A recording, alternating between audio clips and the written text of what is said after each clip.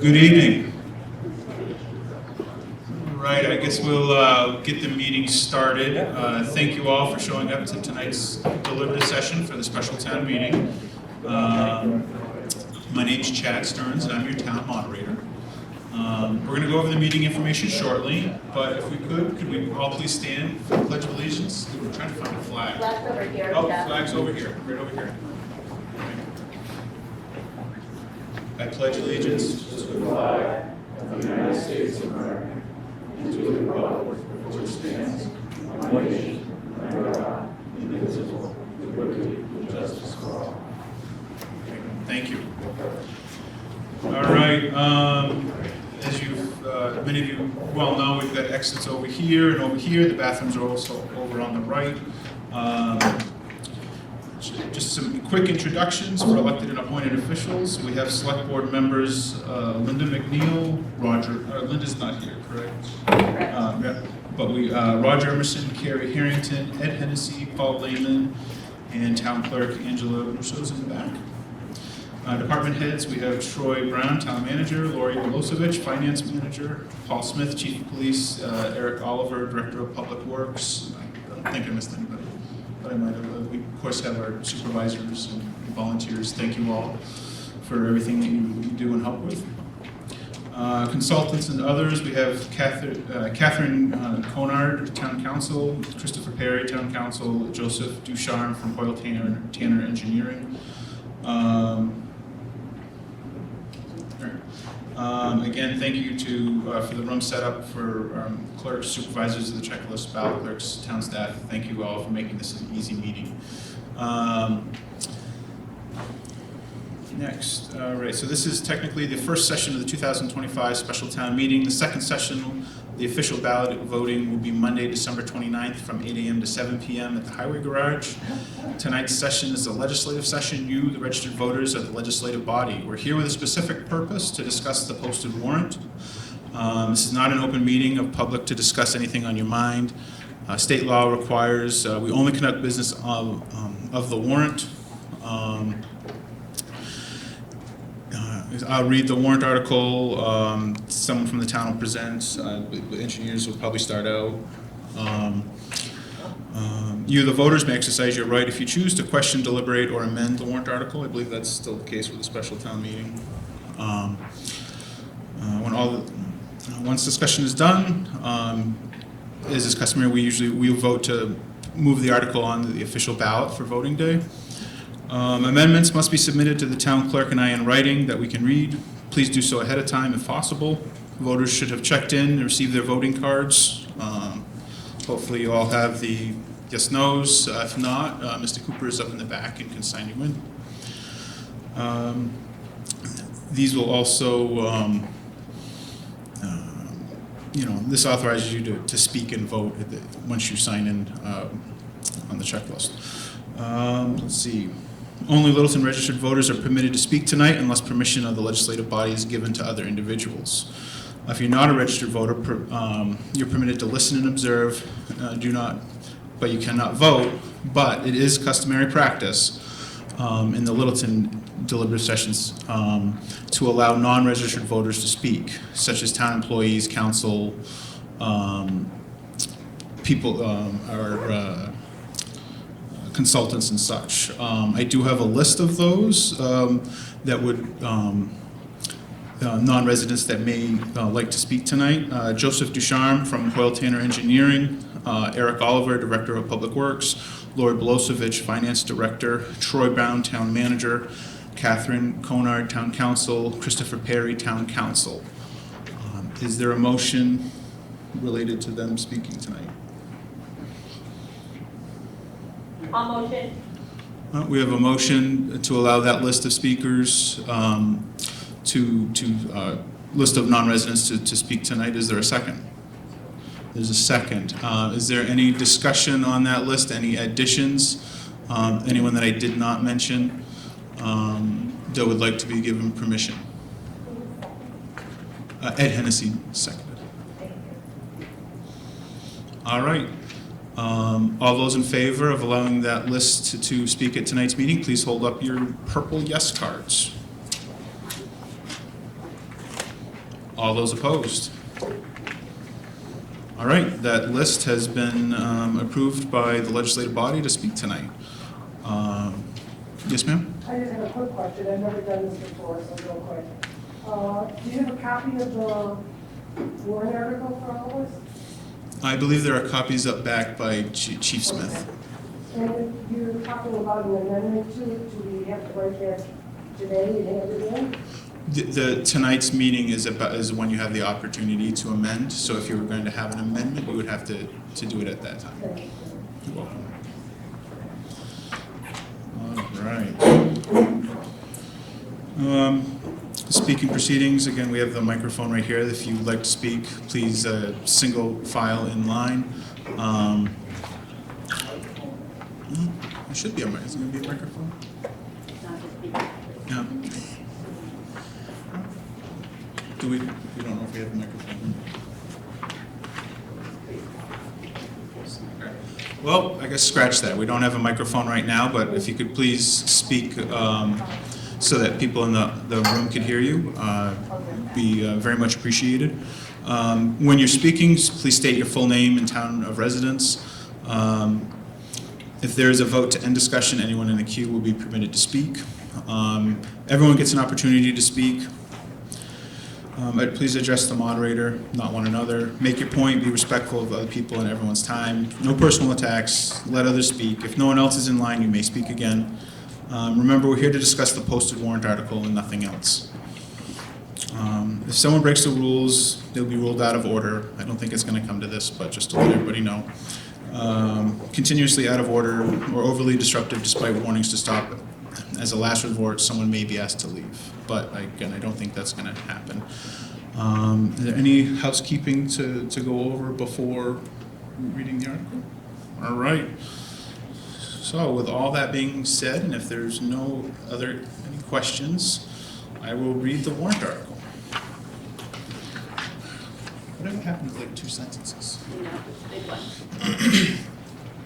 All right, Article SP1, Sewer Wastewater Treatment Plant Borrowing. Article 1, to see if the town will vote to raise and appropriate the sum of $2,500,000 gross budget for the purpose of purchasing replacement parts and making necessary repairs to the Littleton Wastewater Treatment Plant to restore the facility to operational use, and for expenses, including but not limited to those related to the repair and/or replacement of failed equipment at the wastewater treatment plant, as well as those expenses to manage the disposal of the wastewater produced until such time as the repaired and/or replaced equipment is fully operational, to authorize the issuance of $2,500,000 of bonds or notes in accordance with the provisions of Municipal Finance Act RSA 33, to authorize the Select Board to issue, negotiate, sell, and deliver such bonds or notes and to determine the rate of interest thereon and the maturity and other terms thereof, to authorize the Select Board to apply for, accept, and expend federal, state, or other aid, if any, which may be available for said project, including but not limited to the state revolving fund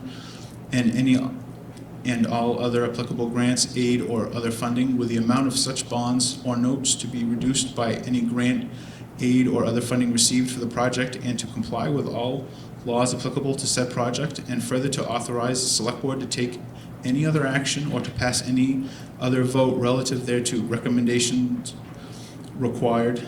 3/4 ballot vote required. Recommended by the Select Board 5-0. With that being said, I believe we're going to have Joe Ducharme, is that right, Troy? From Hoyle Tanner Engineering, discuss the project. Thank you. Can everybody hear me okay? I'm Yeah. fine talking here, if that's okay. So Joe Ducharme, Hoyle Tanner Associates, we were under contract to the town in January 2023 to begin studying the wastewater treatment facility. And over a couple of years, we were doing the study.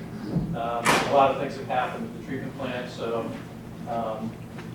what I want to talk about, and those of you who were at the last session a couple of weeks ago, try to simplify this a little bit, but briefly about Hoyle Tanner, talk about your wastewater plant here in Littleton, the study that we did and what we found, What I call the wrench in the works are all these immediate needs, things that have been failing in the treatment plant for the last year and a half that Public Works and operators have been trying to keep going and band-aid together, and then the next steps.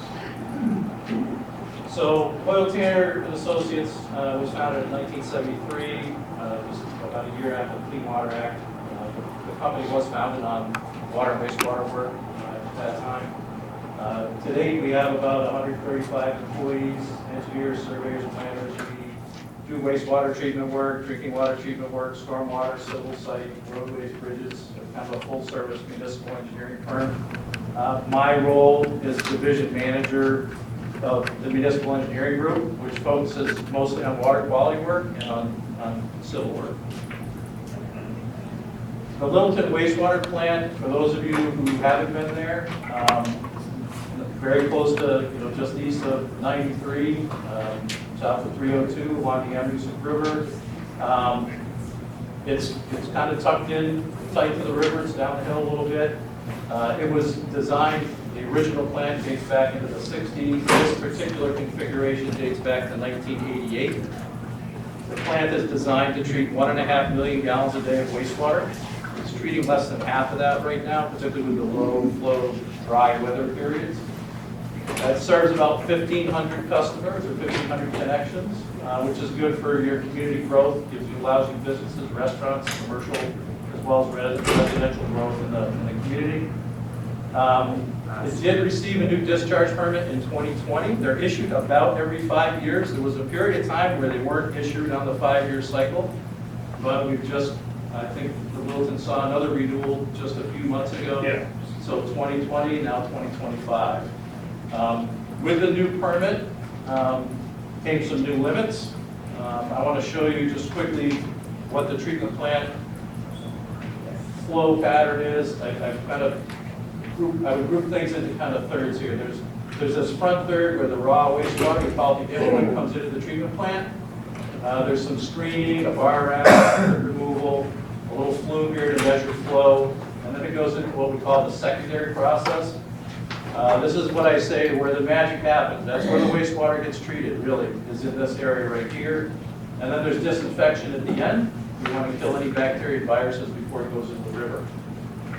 In this case, for Littleton, what we call the headworks or this preliminary treatment area is in very, very bad shape and it's not functioning well. In this area, you want to take out things like inorganic material like wood, plastic, rags, anything that gets into the sewers that's not going to break down biologically. You want to get that out of the wastewater as quickly as you can. And that's not working well here.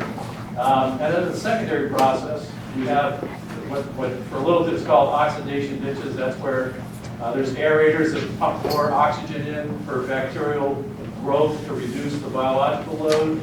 That passes to secondary clarifiers. The solids, or sludge that we call the solids in wastewater, settles out. The clear liquid spills over to disinfection. The solids get pumped to a tank and then get dewatered through a centrifuge. And then the dewatered solids get hauled to landfill. So just kind of give you an idea. So input on this end, primary, secondary, disinfection, and then to the river. And this is called the effluent that goes to the river. Do you mind if I ask you questions that you're asking me to write in?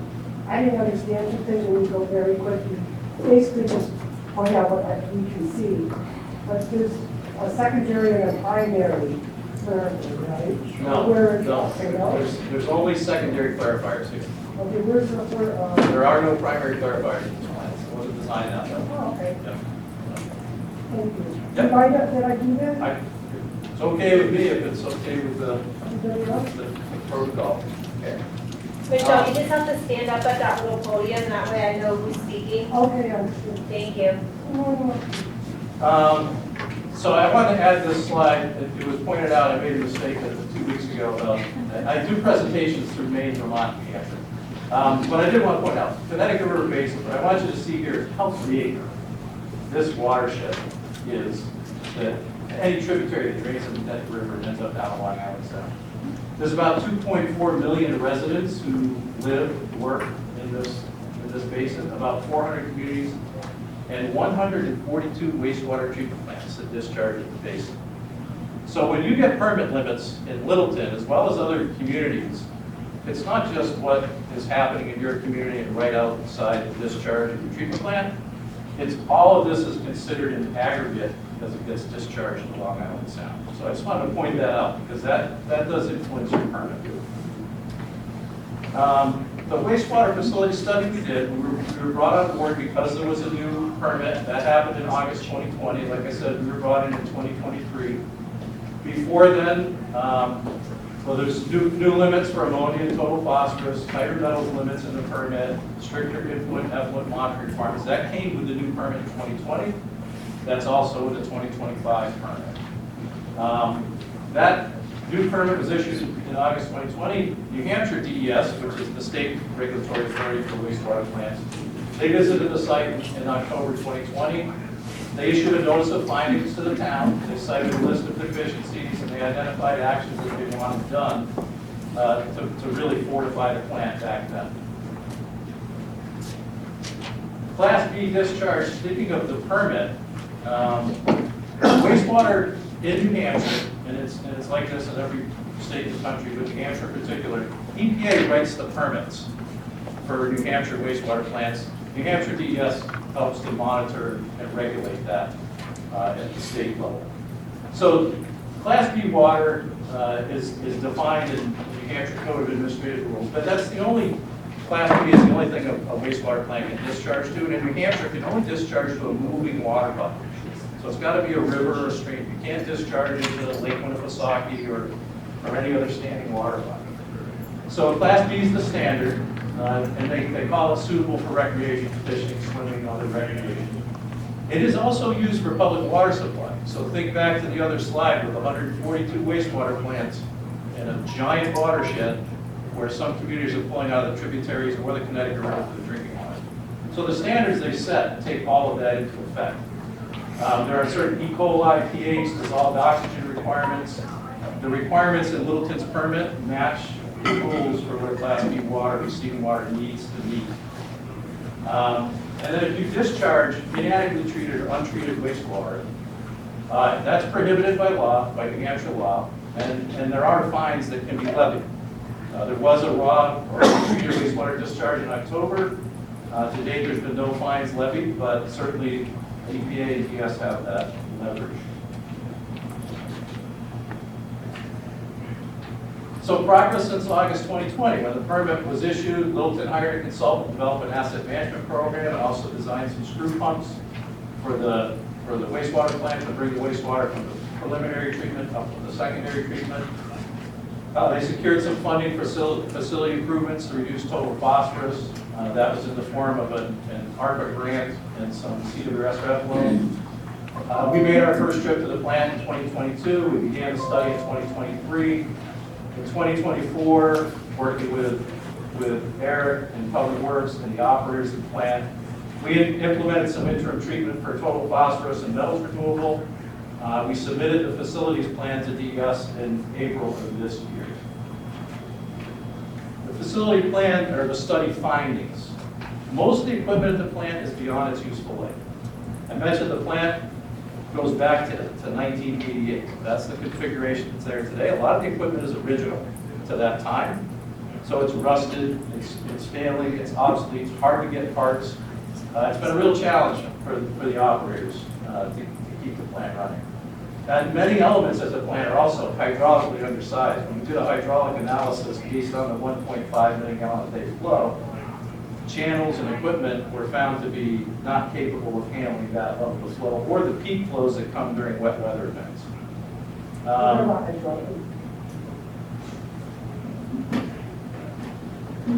What are the hydraulics?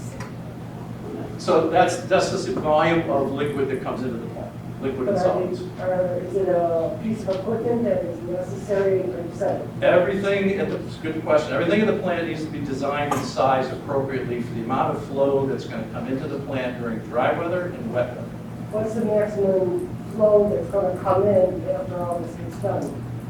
Same flows. Nothing's changed.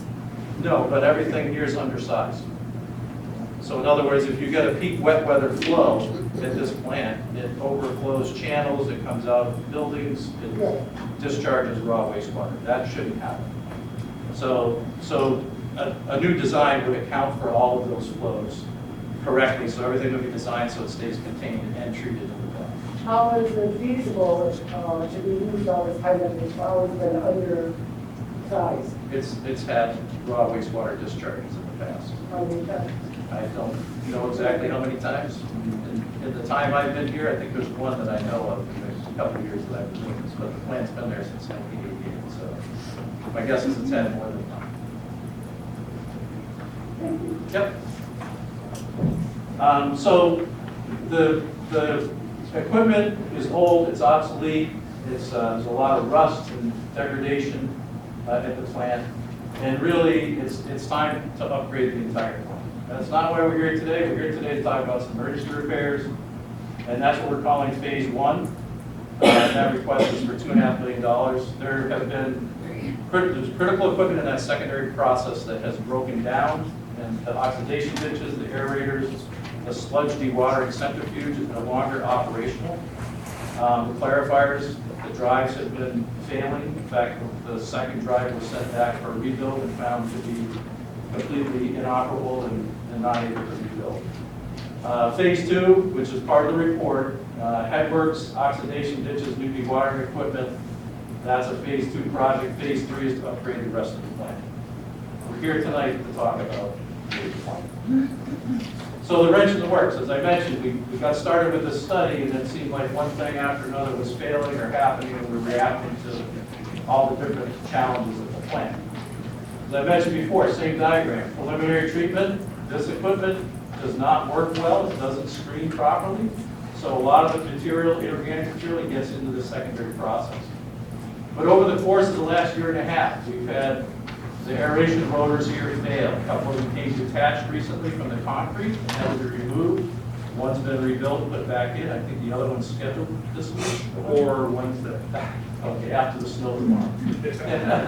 Right now, that's the second. Yeah. Clarifiers, the drives, there's rakes, what they call rakes at the bottom that keep moving the sludge to the center to get pumped out. And then there's skimmers at the top. Clarifiers have had failed equipment in clarifiers, and the drives have been marginal. One was replaced recently, in the last month or so. Yeah, about a month ago. About a month ago, and another one is being acquired, new driving or rebuilt driving is being acquired for that. On the sludge removal, this sludge removal secondary process is critical to pull. We kind of shaded this here in the secondary clarifier. That's to pull sludge off the bottom of the clarifier continually and put it in a holding tank, and then dewater the sludge, usually 2 to 3 days a week. Run the dewatering, take the dewatered sludge, put it in a container, and then send the container off to the landfill. This dewatering hasn't worked since August, July, August timeframe. I'll speak to this for a Sure, minute. sure. So the first breakdown was in July. And when that went down, we called in some techs to work on what we thought was a solution to get it fixed. It took multiple techs working together in order to get this accomplished. We did get it up and running, but it was only for 3 days. And from that point on that second failure, we were basically told that the control panel is completely gone, that they can't do anything with it because of the atmosphere that's in the dewatering room. That's another project that we were working on to address, so I'm not going to get into that. But long story short, the only option we had was to put $400,000 into this control panel that had a 17-week leak, and there was no guarantee of that. So we started calling sludge and trying to figure out a solution to that. I guess the big number you need to realize is with the sludge, through Casella's hauling it with a working dewater unit, it's about $8,500 roughly. Hauling sludge now, just staying at that same level, is about $9,000 a week. So that's the cost increase that we've got to get fixed. And without that dewatering unit, it's probably right now the single most important piece of equipment we have. That we need to have, I should say. So with that being said, that's the course we've been on. And as Joe had mentioned, while this was going on, we still had the project with clarifier drives getting replaced. We were able to get one of those replaced. Unfortunately, the company fell behind schedule, so it looks like we're not going to be able to do it this year for the second one. The problem with that is that the second one, the first one that we had pulled out was going to get refurbished. It's beyond repair, and it's not worth even putting money into it. They're like, it's complete junk. So we have to look at getting a new unit for that, which within that budget, we can do that. The one thing I will say, the benefit of that is we will now have 2 units that are the same in those clarifiers. So when it comes to maintenance, we're going to be much better off with 2 units that are the same and roughly the same age versus refurbished secondary one we would have had. Okay, good. Thank you. So critical equipment failures is kind of listed here quickly. There was a clarifier tube clogged and damaged in summer 2023. That was drawn down, cleaned out, some repairs were made, some welding was done. Fall of 2023, oxidation ditch slide gates were inoperable. There's 3 concentric ovals in the oxidation ditches, and the operator has valves and control gates, flow gates, that they can make flow go from one to the next, or block one of those concentric ditches off. And that gives them some control over the secondary operation. There's times of the year when they need all the air on, usually in the summertime. The oxygen doesn't stay in warm wastewater that well. In the wintertime, it does stay very highly oxygenated, and the biological activity goes down. So the operator can save some money by not running all the aerators, but they have to be control flow. So there was some repairs done there. Summer 2024, clarifier drives start slipping. That's when we start talking about how do we replace them. We didn't want to completely replace all new equipment because the clarifiers are small. They're also hydraulically undersized. We want to put $2 or $3 million into new clarifiers that aren't the right size. Summer 2025, as Eric mentioned, the clarifier work hooked up with a company to rehab the clarifier drive. July, August, first blip was the sludge dewatering by fall. Dewater's completely gone. Now you're installing the septic haulers to get sludge out of the plant. And then the oxidation ditch rotors failed, and that was in October. And we've had different failures, but the bigger failures in September, October. And October is when some untreated wastewater made it into the river. Again, there's potential for fines there. They haven't any fines levied, and I think part of that is because this team, with Eric and the operators and Troy, we've been working hand in hand with DES to try to get through all of these issues, but at the same time, develop a plan to move forward to rehabilitate the plant. So I think there's been not any pressure yet because of that, because there's been, I think DES sees that the town is doing the best they can to keep the plant going, and they have a plan to move forward. So again, it's kind of that is a picture right there of the center well of the clarifier. When we talk about the clarifier drive, that's this mechanism in the center, and then there's a shaft. These are the blades or rotors down at the bottom, the scrapers that push all the sludge to the middle and gets pumped out. So when those don't work, sludge builds up in the clarifiers. The dewatering equipment, that is a centrifuge, and when Eric mentioned the cost of a new control panel, and would you buy it, it takes 17 weeks to 20 weeks to get it installed. The centrifuge is the same age as the control panel. So then the odds of something happening to the centrifuge being so old, it just didn't make sense to go that route. And then the mechanical aerators, these are the concentric ovals right here, with the center, very center, middle and then outer dish. And these cylinders right here, those are the motors that part, they heat the water and part oxygen in. You can see the bubbles down here. Two of these came off of the concrete, they completely separated, had to be taken out. One is now back in, and the second one goes in hopefully this week. So the request, these emergency repairs, really to get the watering back up and running. We've lined up a rental unit that will handle the dewatering, and as Eric mentioned, that cost goes from $9,000 a week to about $8,500 a month for disposal. Can I have to? Sure. Let me just add to that. So when we're hauling sludge, we're at the mercy of the other treatment plant taking our sludge. If what they take in is going to affect their plant. So if they can't take the loads that we need, then we need to scramble to find somebody else to take. So right now, currently, we have one place that we're hauling to. We had two this fall, one that was really an emergency need. Relying on that is like playing with the loading gun. We're gonna have to haul sludge a lot further and a lot longer if Berlin ever says we can't take sludge. Yeah, good point. So the request, there's been, all this activity that's had to happen before this meeting to keep the plant going and not violating. But the request is to get some permanent pieces in place, some repair pieces in place, so that the plant is stable, functional, fully operational.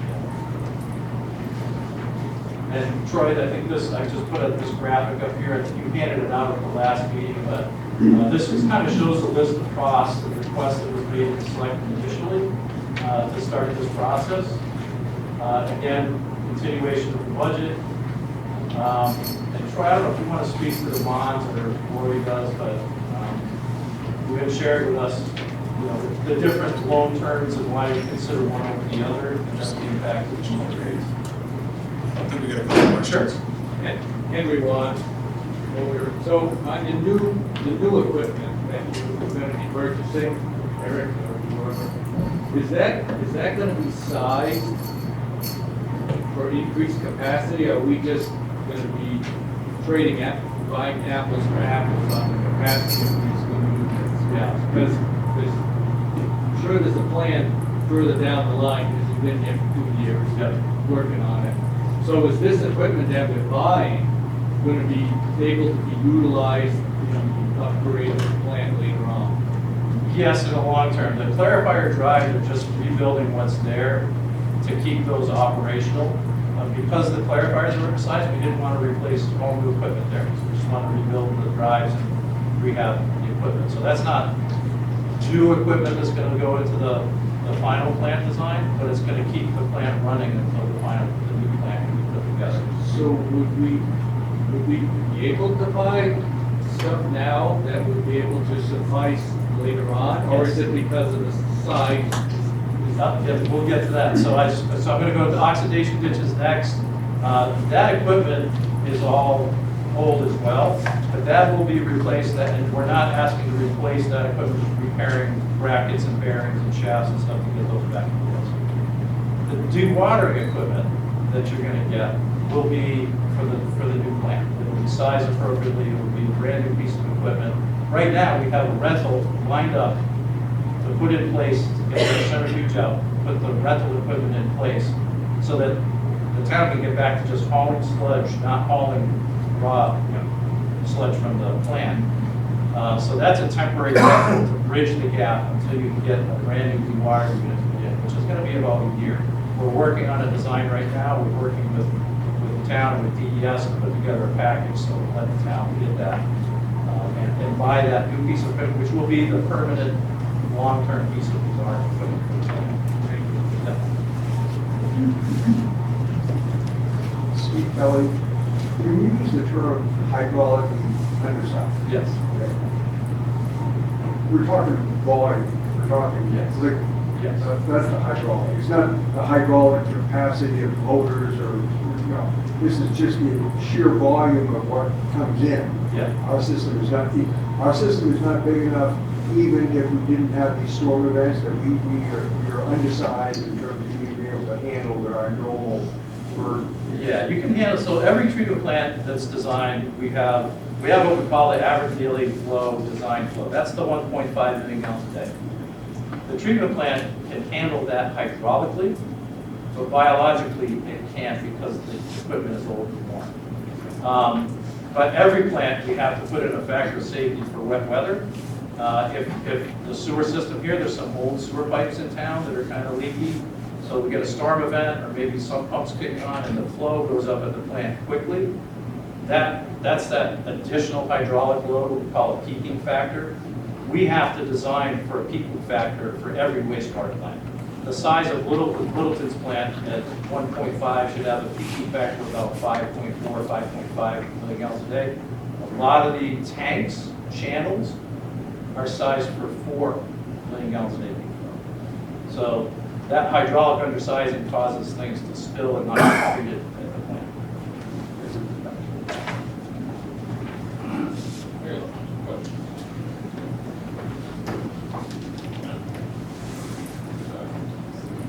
Bruce Hadlock, Littleton, New Hampshire. I was very dissatisfied with you last week when you didn't know where the water went. As far as I was concerned, you ought to buy that outfit and get rid of it and get a new one. That was terrible. Terrible what you did. But he brought you a map this week. I mean, He brought you a map this week. yeah, big deal. Doesn't make any difference. He didn't know where the water went out of here. That was not a good thing when you have been paid for 2 or 3 years up. That was an embarrassment. That was, It was an honest mistake. I do presentations all over New England. I don't care about it. There was a Yep. terrible mistake on it. We're paying dues for that. Number one, the town of Littleton in turn has been making Class A water, dumping it into what you said was a Class B river. If you were going in, you can argue that, and you can stop what you're doing and not have to have such capacity because of the fact that you don't put Class A water into a Class B river. And consequently, you've got to have people that have got to go in and argue this stuff for us. And I don't think you're doing that. That's what we're paying for. Well, as I mentioned earlier, and I put a slide in there, the limits that Littleton treats to are Class B limits.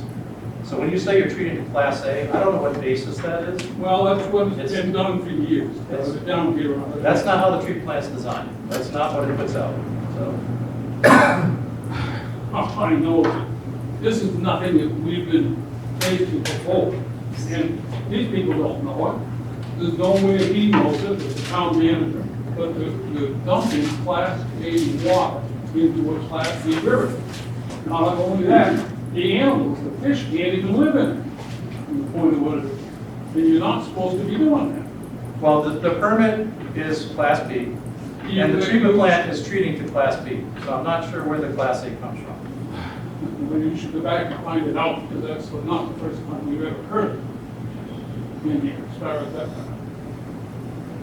I'm telling you that a lot of what you have, to give you an example, the town of Lincoln does not put their water and storage into the same capacity they add to the tax roll down there.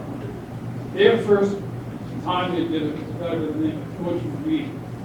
And when he instructed us back from Higgins, they put it in, hired an engineering company to come in. They built it, it didn't work. The town of Lincoln sued the engineering company. The engineering company paid for the full cost of replacing the sewer plant down there. The guy that operates the thing has been there since 1969, and consequently, they turn around and they add all their water and their storage into their tax bill. So there's some things that you can do by just not listening to these people at the town, country, and state. They'll be able to have people that are competent enough to negotiate. Consequently, that's the type of stuff that we need. Not just the fact that this. To give you an example, we're only 65 miles from Canada. How many of these things are you getting out of Canada? Have you ever consultant, How got many, in, how many or what things? I'm sorry. the pieces of equipment, and stuff like that.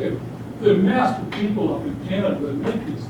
Do you ever solicit that opinion? It depends on the project. I didn't ask that. Have you ever gone to Canada to get any? Some of the equipment that we specified is made in Canada. However, a lot of the requirements now for funding require built in America, by America. So we have to meet those requirements to get the funding for the projects. When this sewer plant was built in '88, it said they came back because the roof, and they re-borrowed the money from the federal government on it, and they put a pitch roof on the thing on it. And I can't remember how much the money was, but it was probably a couple $1 million or something like this. They borrowed. One of the requirements was to get to put a meter in every single house. Out of the thing. The meters in turn, in other towns are doing the same thing. That the meters, they don't really go up necessarily too. So I'm not sure he has any ability to what he's doing. Are you an engineer? No, I'm not. You're not. So consequently, he's trying, but he doesn't have the electrical, he doesn't have the ability necessarily of what we're dealing with. So our towns are relying on your company. And you've got to learn to be pushing these people back out of the thing and asking for more stuff out of the thing on it, lower them.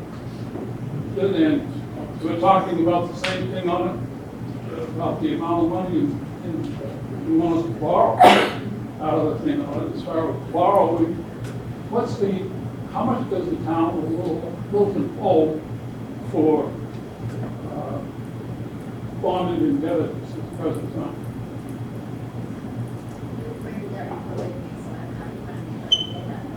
No, forget it. You can't bring these things to these things we don't know. I'm sick of this stuff. And that's- Bonded indebtedness is what, if you're asking for an additional increase in cost out of the year, it can affect your ability to borrow money out of the thing on it too. Well, what is it? That's what I'm trying to find out. Well, I think that you should be able to tell us what these things are from the cost perspective without the thing. That's what you're asking us to do. And when you're asking us to go and borrow more money, they just barely get a thing this last weekend that they came in, that thing that was passed this last week on low water. We all in Granite County approved, and it goes until May. And it goes into low water. We've got such a shortage of water, even lately, when I talked to the guy down there, this data, low water, everything. But you can borrow money very cheap and then stuff with it.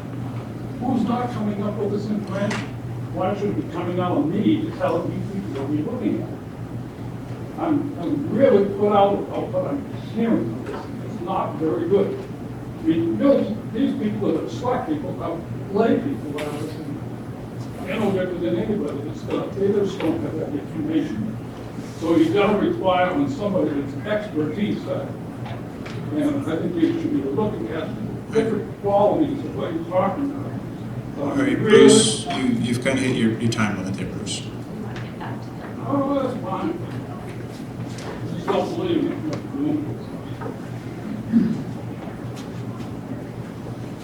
John Goodrich, Littleton, and I'm on budget committee. My own view is I support this. Here's why. I have experience with a paper mill doing treatment with clarifiers and flocculants and all kinds of things. I know that it's a very aggressive environment for this equipment. And it needs to be constantly managed, constantly monitored for problems. I think that's where we've fallen down a little bit. I think in the future, as we do these things, it's very critical that we have a trusted way of knowing where our equipment knowing the status of our equipment as we go along, so that we can actually make sure that it's doing its job, and we're anticipating. You can't run a facility like this for, what's it now, 40 years? You can't do it without good maintenance and significant maintenance. To defend Eric a little bit, he's taken tests on, he's not engineering and not designing it, but he does take tests on how to run a facility like that. And the testing and the laws all eventually go back to the feds on what kind of pollution needs to be cleared out of the system. They may be it may be pure water we're putting in, but it's used water by the time it gets to that facility. And that water needs to be treated in a way that's systematically done to return it to the Amanuensis in a form that's consistent with the quality of the water that we have here. But anyway, I just want to say that I know these facilities are very expensive, and they require constant maintenance. And we need to make sure that we do that and not get so far behind like we have been this time around. So, thank you. Yep, Lori? So I did find my debt schedule in my folder here. So at the end of December of this year, the outstanding long-term debt is $3,540,000, and the outstanding debt on reschedules that we have for our reschedule would be $1,026,000. And I believe the limit for debt is somewhere around $29 million tomorrow, so we're not going to close it down. I hope not. So what are we getting close? All right, do we have, Just one more question, actually, go backwards a little so I understand it. Now, I'm going back to the 1.5 hydraulics, and you're talking about what we're going to be doing is, right now we're at 1.5, but we're going to upgrade so that we're at 5.5. Average daily flow, which is what we designed to, and what your permit is based on, is 1.5 million gallons a day. That won't change with the new plant design. Won't change. That won't change. The peaking factor that we're required to design by, which is around 5.4, 5.5 million gallons a day, the current treatment plant is not capable of handling that flow. The new plant will have to be designed for that peaking factor, for that peak flow, so nothing overflows a tank or a channel or any part of the process. When you say it's required, is that a new requirement? I mean, we've gotten away with 1.5 all this time. I think it's just not, I don't think anybody's studied it since 1988 to see what the actual capacities are. So when you build this at other towns, you're bringing them all up to 5.5? It varies based on the size of the plant. I'll give you an example. Manchester's wastewater treatment plant is designed for about 28 million gallons a day. Their peaking factor is less, but it's up to like 80 million gallons a day for wet weather flow. They discharge directly to Merrimack. So it's a ratio based on how big the plant is and how big your peaking factor is. What happens is the smaller plants tend to have a larger peaking factor. The larger plants less so because it's such a huge volume to begin with. Okay, so basically, the smaller plants here in New Hampshire, most of them are peaking at 5.5. It's a peaking factor, so the peaking factor could be anywhere from 3 to 5. And that's just based on the flow at the treatment plant and the receiving stream. And our flow is 1.5. That's your design flow. And have you tested it? I know somewhere in some selectmen's meeting or budget meeting, they talked about that it hadn't been done yet. I'm not sure what you mean by testing. When we analyze the hydraulics, we look at the size of all the channels and tanks. We look at the design flow, and then we look at the peaking factor. And what we find is there's limitations on the input channels. If they overtop, get to the peaking factor of 5.5, somewhere around 4.5 to 5, it just spills out. So we do that based on mathematics and calculations, hydraulic calculations, based on what's there today. So even if you have 1.5, you can be flowing at 1.5 works at the plant. It'll handle 1.5 all day. It'll handle 3.5. It gets over 4, and depending how fast the wet weather flow comes in, it can overtop channels and overspill Well, we tanks. can't stop that. Well, there's other ways that the collection system will slow that down. So then I think where we left off, Troy, you were gonna possibly address this. Yeah, I'd like to address this and then just come back to a couple of comments that were made. So as you heard in the presentation so far this evening, we had a good overview of the current status of the plan. We're obviously here this evening to talk about the most urgent need, and that's to have the bond to address the emergency situation that we're in. So the slide that we have here is showing you a couple scenarios of what the select board, if this article is approved, what we could potentially be looking at, a 15-year, 20-year, or 30-year bond. Most likely, I believe we'll be looking at a 15-year bond, and that would have a total cost to the town of $3.5 million. We want to keep the bonding and the debt down as much as possible, because if you were at the public hearing, you heard that my concern with this project is that about half of the cost is operational and maintenance costs. So it's not actually buying capital. It's leasing equipment, it's doing temporary construction work, it's hauling sludge to different treatment plants nearby. Hopefully we don't have to go further, as Director Alder had stated, which is a real possibility. And what does that mean for a ratepayer? What we've done here is just done a couple estimates, and I think for really easy math, ratepayers are billed on their water usage. So we take that information and we convert it into a bill.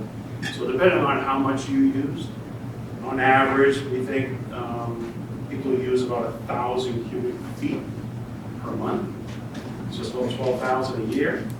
And if we did the 15-year bond, we were looking at about $200 up to maybe $300 additional cost.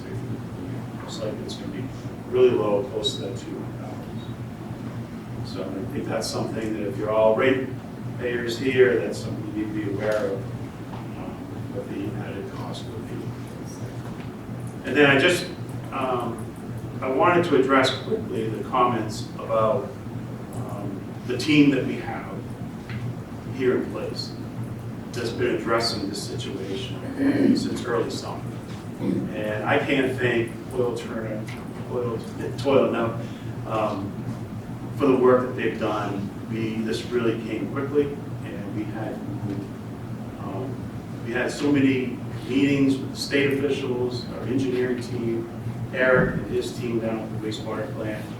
Eric has been down there when this first started, 7 days a week, working 12-hour days, doing everything he could to tap into every possible resource, not just here, nearby. He's working with companies out in the Midwest, trying to get consultants to fly in, coordinate cranes. I mean, the coordination was unbelievable.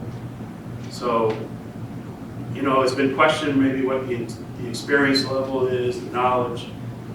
By some folks here this evening, I can assure you right now, we could have had a better team in place to handle this situation. And it got us to this point right here, where we have solid numbers, we have a plan. I'll remind everyone that we're asking for $2.5 million. That doesn't mean we're going to bond $2.5 million. We're going to have authority to bond up to $2.5 million. Our estimates are very conservative. If we only need $1.9 million, that's what we're going to bond. We haven't gone out right now. We have put some feelers out there to see what the market is. We're looking into grants. We're looking at other type of funding sources. We can't do anything with grants, subsidize bonding, without the passage of this warrant. That's why you see in the warrant article where it says authorize the selectmen to negotiate the terms and conditions of a bond, and to apply for federal, state, and other assistance programs. That requires your vote. We can't do that without the passage of this. So it's really important. So with that, is there any other questions? I got a question. On your warrant article that you passed last spring out of it, under Article 10, was to put in, and I think that you wanted to put a system in here that where you could generate and bring in the raw sewer in from trailers or trucks or something like this and process it. That was passed, wasn't it? Yes. It was. Okay, so consequently, was it put in? Yeah, we discussed that. Yeah. No, it was not put in. When that was passed in March, shortly after that, we found out that we were unable to take and make permit with taking on septic. So that was previously from the year before. That did not pass because of a procedural thing that I believe at that point in time, as Joe has pointed out, we've had to pivot, move, and I didn't want to let that not go through and then be standing there in July or August and say, well, I didn't put it up because I didn't think we were going to use it. So it was passed because at that point in time, there was a plan for a temporary septic receiver.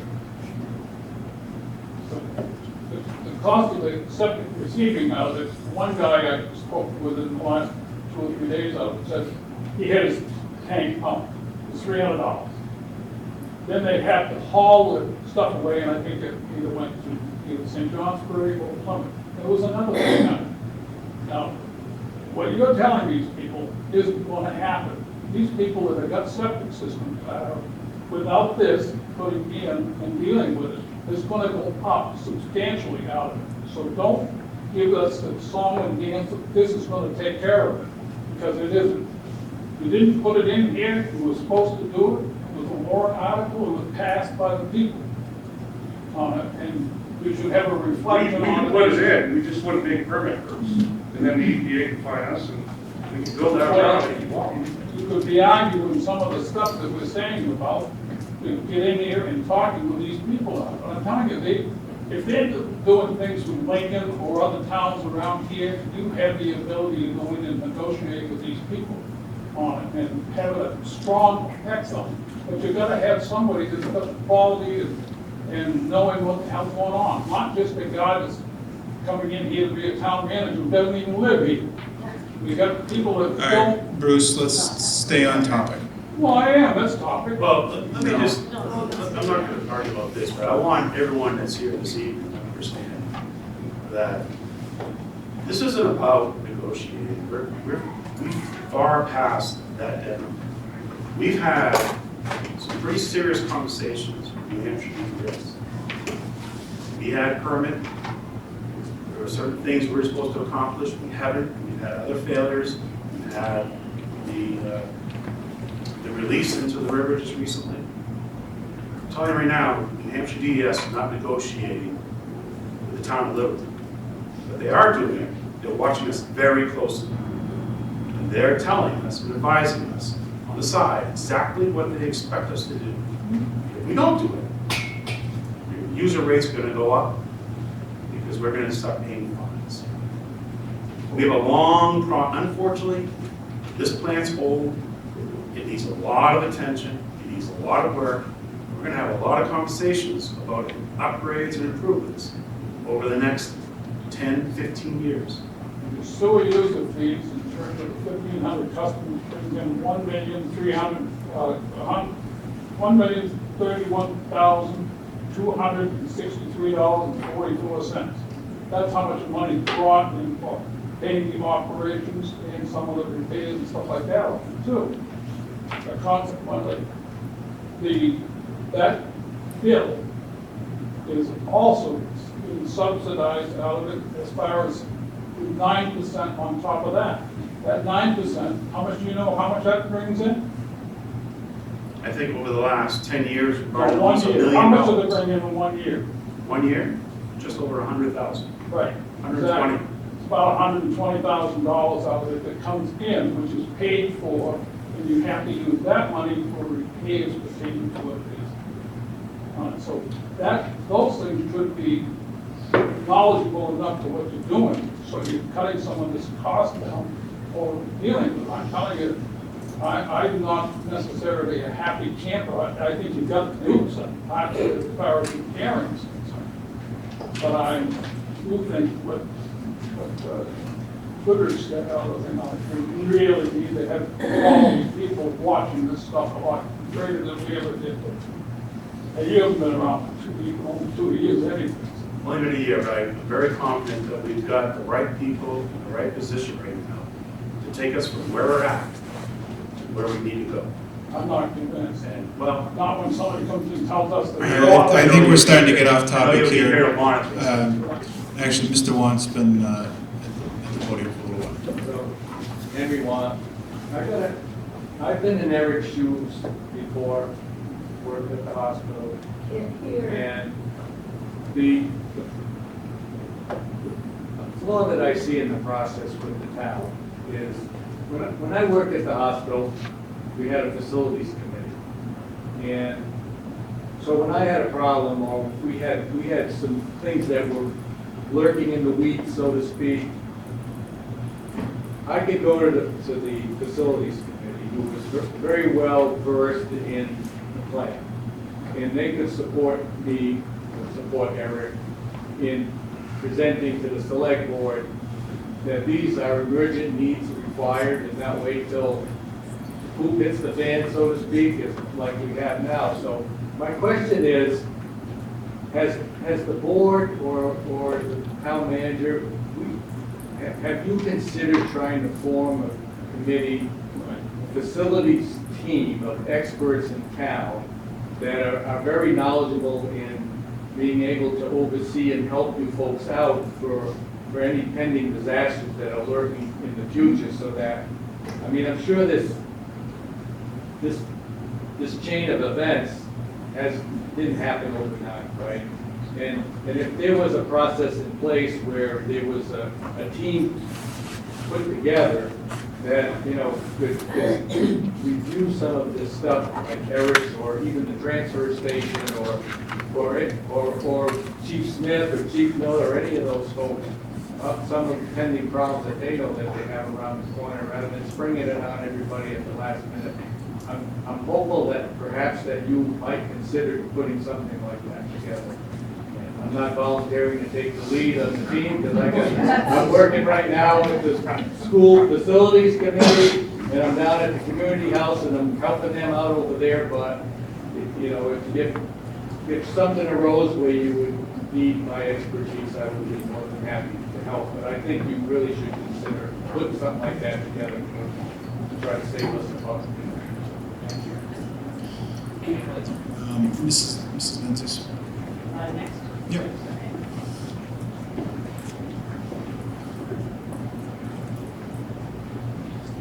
Mary Menzies, Littleton resident. This is really not a question for tonight, because tonight is about the emergency needs. But my question, as you were talking about the long expected life of this project, and what we see with ever more dramatic rain events, and also anticipating the future growth of perhaps the industrial and commercial growth in the town of Littleton. I'm wondering, in the future phases, whether it might make sense to upsize our estimates a little bit, rather than just do a replacement based on today's numbers. And I don't know the answer to that, I just throw that out. Thank you. Yeah, so we always project out 20 to 25 years on projected growth. We look back at what has happened in the community in the last 20 years. And we look at what projected growth. There's state metrics, there's local, whether it's planning, commission, CIPs, we start looking at that. So we always build in some additional capacity. In this case, the hydraulic capacity. When I mentioned the 1.5 million gallon a day average daily flow, that's not going to change. That's your permit. That peak factor, that's not going to change because of the size of the plant and everything around Littleton's plant. But we can build in biological capacity by the type of equipment we select for the treatment process to handle stronger wastewater, but same flows. So if Littleton were to double in size in the next 10 years, you might bump up against that 1.5 MGE. Right now, the plant is operating at quite a bit less than half. Can't, geographically, we're right off the town of Bethlehem, we don't have the ability to get going. All right, that's not really on topic right now. Rhetorical Thank you. comment. Yep. All right, Mr. Hall, thank you for your patience. Tom Hall. Some old Greek I know said it's easy to find fault. To do that and they require a little more effort. We're there. This is a train wreck. This is a train wreck. I can't believe that this man has go to other towns that are having emergency town meetings to fix something that got this far gone and bad. I'm not a ratepayer. I came in from West Littleton tonight, flushed my toilet. I know I didn't put any load on your system, Eric. But, and it's fine if I can see this 2 million being spread out over the users of the system that actually do that. But I also know that I'm looking at some figures that are much bigger than 2 million coming down the road to finally get this thing back on the tracks. And I'm nervous that living out in the country and having put in my own water system and sewer system for $50,000 or $60,000, that I'm gonna get on the hook for something like this. So it's gotta be fixed, no doubt.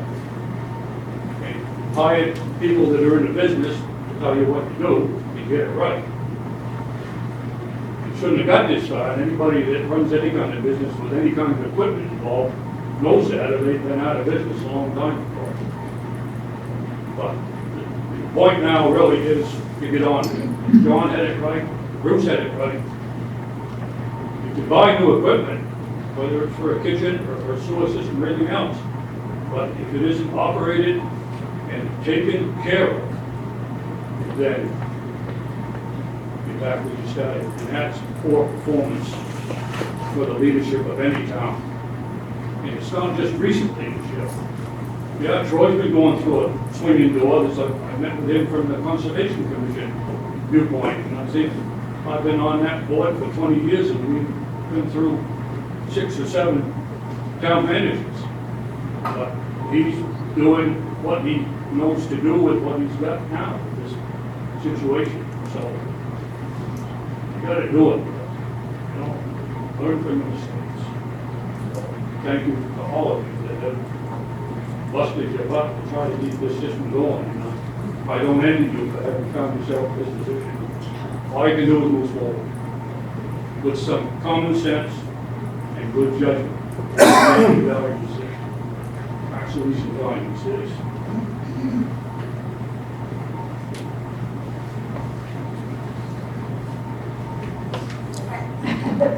Diane Cummings, budget committee. I think we're putting into place many stopgap prevention methods.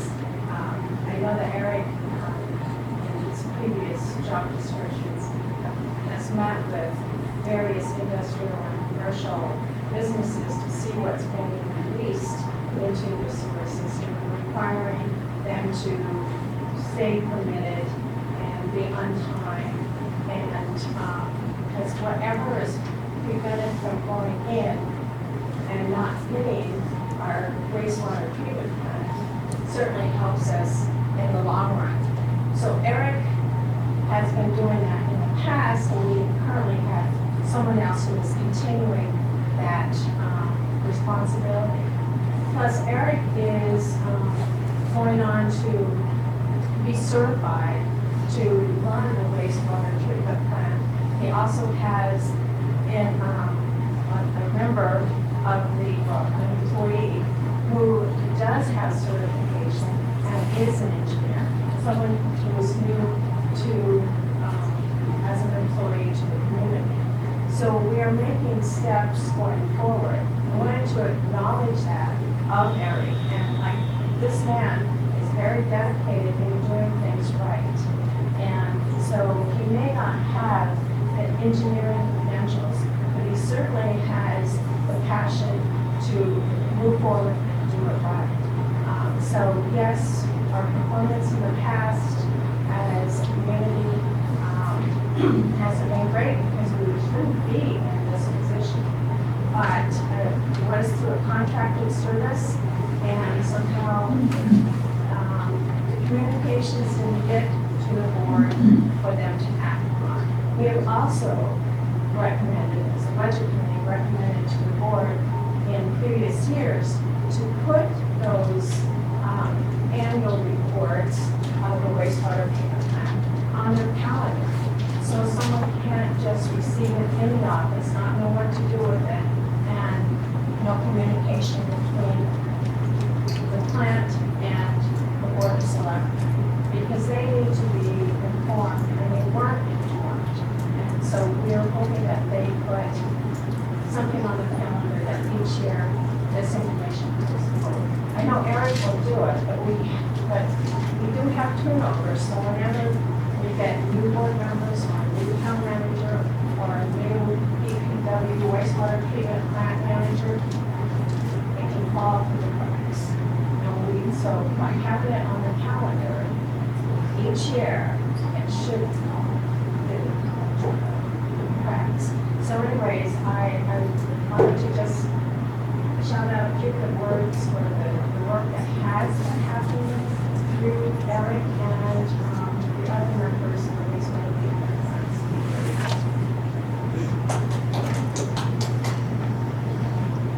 All right, do we have questions regarding the warrant article? Oh, I have a question on this one, on the cost. And only because we have, is this the users now that increase, or is that against everybody? Septic system, rural, everybody, or not? This is just the rate tables. Just the right payers Just the for rate. this house? Okay. Mark St. Clair, okay, 11. Troy, what's the average rate pay is going to pay with this bond alone, 2.5 million? The increase on top of the bill right now is around, we think it's going to be around $200 per year. Next question. I understand we're going to be asking for 12.5 million in March, which should be 10 times this amount. There's, 10 times this amount. so we have been discussing some figures. We have, I don't know what that number is going to be, but there definitely is going to be a recommendation for an article for additional bonding to begin some of the work we just earlier identified. Okay, I'm just. But I don't know what that. I'm looking at Joe's paperwork. I've thrown some numbers out there, probably, so, you know, I've thrown out 10, 12 million, but Okay. Well, here's my question. So I'm going to pay another $200, but then if we approve in March, another 12, so that's 1,000. And then we have phase 3 at some point for $30 million. It'd be cheaper for me to go back to Massachusetts, pay the MWA fee, which I used to pay, which is phenomenal, for a system, for a thing. I get it. You get caught short, you get caught short, you guys can be locked into a bad thing. But I guess my question is, if we had communications with our federal partners, the senators, the congresswoman, and the state, grants that are out there, EPA grants or something, this is a big chunk of money that's not only it's taking hard now $200, but by March, you're really gonna have $1,000 on top of that, never mind phase 3. So I just bring that forward. It's just, you know, you're in a tough situation, you're in a tough situation. I know. But people, we've got to tell people this. We have to be really open about this, that this, a lot of people aren't even aware that you're going to be back for $12.5 million in March. And I guess my question to Joe would it be cheaper for us to build a brand new plant from scratch? No, you're, Then yeah, at least me you and have to build where you are now, because that's where everything collects, right? And we have to keep the existing plant running. This is part of why the emergency needs are so important. We have to stabilize the plant so that we can get on with building the pieces, the new pieces, while the old plant is still operating. You can't just stop operating the plant while you build a new one. You have to build on that footprint. Your whole collection system comes to that point.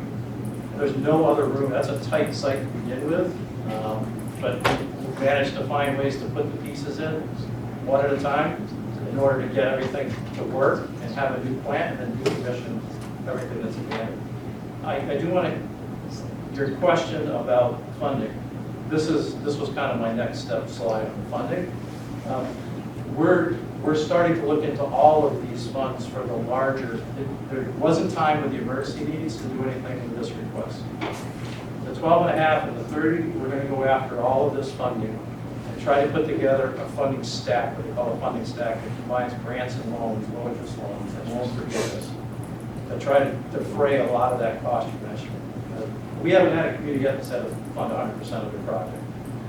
We've had opportunities to have clean water SRF, which is low interest loans to the state. That comes with some loan forgiveness. Any project that gets completed and authorized and follows the standards designed according to the state standards is eligible for 20% state aid grant on the back end. That 20% goes toward paying down the loan. So for example, if you get 10% loan forgiveness, 20% grant, you're paying 70 cents on the dollar. Then we try to put onto that some USDA, which Littleton qualifies for, USDA funds. That also has a loan grant package. There's also Northern Borders Economic Development Administration. If you have any business in town that wants to expand, and they're going to add jobs over the next 5 years, opens the door to EDA grants. So we're just starting that process now with Troy and Eric. We need to get this emergency piece to get stable. We'll start looking at all this funding. You can't get any of this funding without an approved law. And Troy mentioned that. That's the kind of the kicker. We can apply and pursue all of this, and it can be sitting in the wings, but until there's an approved bond at a town meeting, you can't access the funds. But all the applications can go into the space. So, But there's no guarantees of that funding. there's no guarantees of any of it. So it's like, we'll go back to a Well, here's politician. the thing, if you approve the bond, right, and you go after the funding and you don't get the funding stack, then you come back and say, this is what we got, what are we gonna do? Maybe we pare it down, maybe we phase improvements. However, if we go get all the funding and the money gets allocated, if you don't get a bond authorization within 12 months of the funding goes away. So there's a window there to take advantage of it.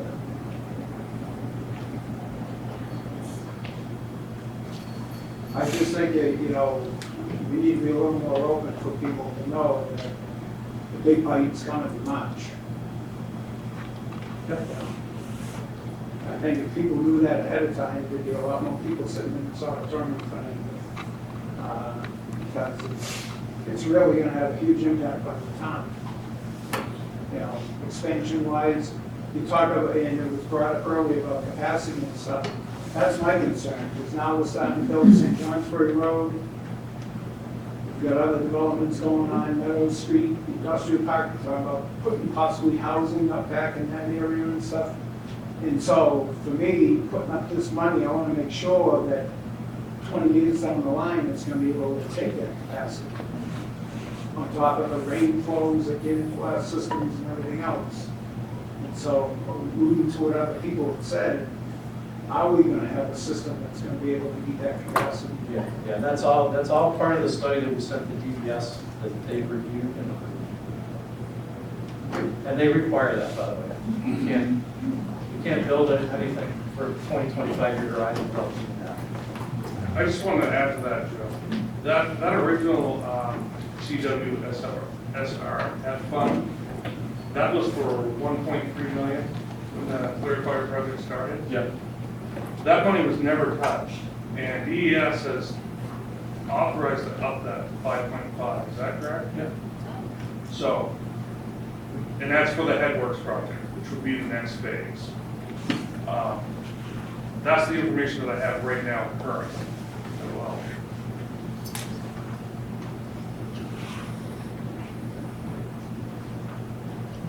Mr. Adler? Bruce. The only other thing is, and this is a little off the beaten path, but the largest taxpayer you have in the town of Littleton is the dam out here. Your contract that you sign on a pilot automatically takes almost like $250,000 less in revenue for next year. It's built into the system. And we're going to be getting $250,000 that's going to be put onto the burden of all the people. Out of the, it's not just this, but the whole thing is, you're right, it's going to be very expensive to be living in this town no matter what you pay.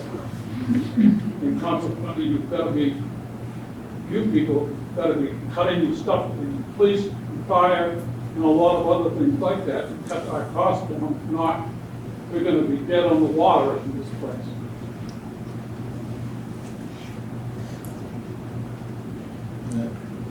All right, I'm told that this is the end of the presentation. Are there any other questions or amendments or anything else?